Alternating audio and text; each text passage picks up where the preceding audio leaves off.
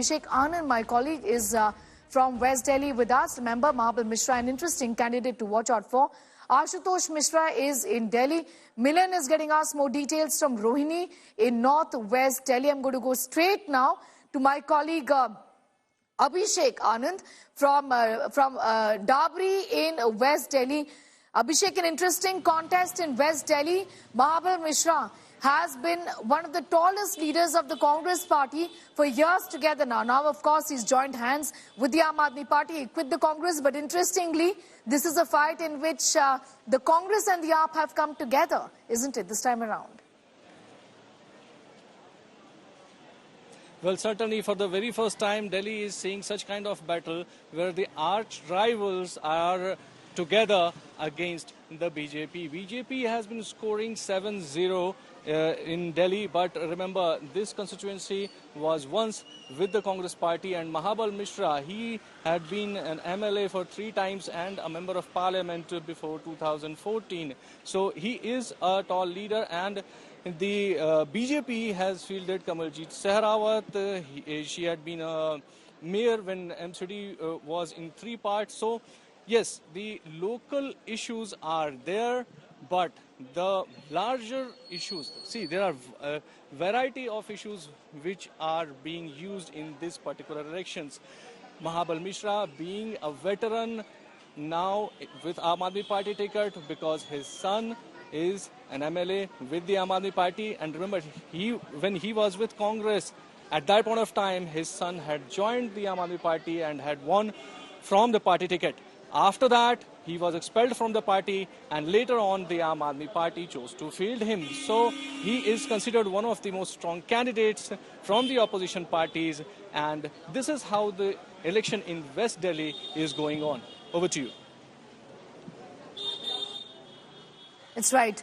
Abhishek getting us up to speed with those details. I'm now going to go across to Ashutosh.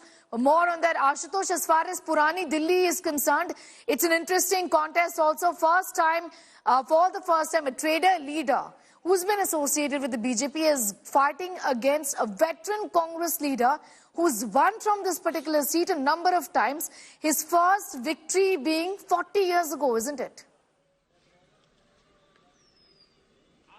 And what is more common, that both share the similar caste vote bank, the Banya vote bank, which is known. True. So both are banking upon that. But subsequently, what this could be one of the strength of the Congress candidate is this time around that because of the alliance formed between the Aam Aadmi Party and the Congress Party, there is one factor that the India bloc believes that this time it will be a consolidation of vote, because 2014 or be 2019, when there was a triangular contest, the anti-BJP vote was split. Though in 2019, even the margin of the BJP was way higher than both AAP and Congress combined together. But this time, looking around, the anti-incumbency could have been against the possible candidate. And you see BJP except Northeast Delhi, all the candidates have been changed. So that's exactly why the formula they adopted. And other than Manoj Tiwari, all these candidates were changed to neutralize the anti-incumbency factor that could have been against the party or the party candidate. So from, that one factor you are seeing in Chandni Chowk area, but subsequently, because I've been traveling from these areas to the southern part, the South Delhi, another key factor constituency. So there you see the AAP has also changed its candidate. BJP has also changed candidate. And very interestingly, 2 MLAs are now in the election for the member of parliament. So Aam Aadmi Party has projected Sahiram Pahalwan, who's also a member of Legislative Assembly from Badarpur, whereas the leader of opposition, Rambir Singh Biduri, is now being projected by the BJP. So but that's a really very interesting contest, not only on the factor of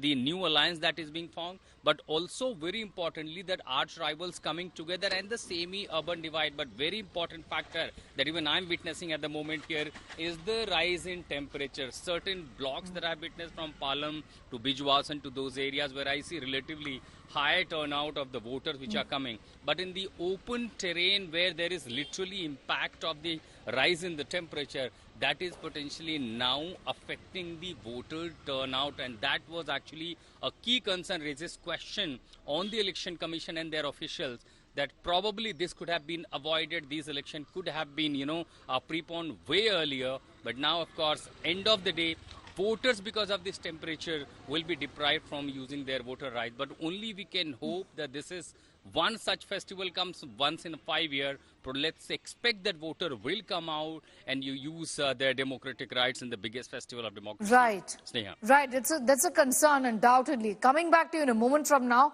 Milan is in fact in northwest Delhi. Milan, talk to us a little about the voting percentages as of now. What are the latest numbers?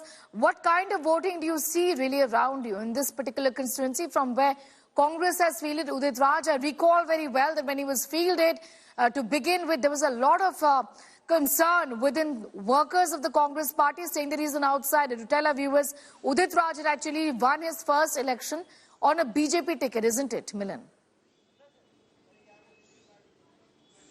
That's very interesting, Sneha. And if I'm audible to you, Udit Raj won from a BJP ticket in 2014, right? And in 2019, Udit Raj was changed and Hans Raj Hans was given a ticket on this very seat of Northwest Delhi. I'm in the Rohini area right now, and because of network issues, I don't want to move much, but you can see here behind me, voters and urban voters in this area of Rohini are stepping out to vote, and there are various facilities. There's a wheelchair that's been given to older voters as well, and a lot of these facilities are being given for the urban voters, Sneha. Coming back to the fact that when Hans Raj Hans won from this very constituency, the Northwest Delhi, he won by a vote share of 60% that went to BJP and by a margin of more than 5.5 lakh votes. Now the fact that he was never seen in the constituency, the ticket was changed. Apart from Manoj Tiwari's ticket, all tickets BJP had changed, and now the ticket goes to Yogendra Chandolia, who is a mayor from the North Municipal Corporation. He has been the standing committee chairman as well of the MCD. So, of course, he knows the local issues, knows the area, and certainly there are a section of people who want to vote for the brand Modi name, but there are a section of people who perhaps, want to check out who the candidate is this time. And Udit Raj is confident enough because this also happens to be the only reserved seat in Delhi. So, this is a SC reserved seat.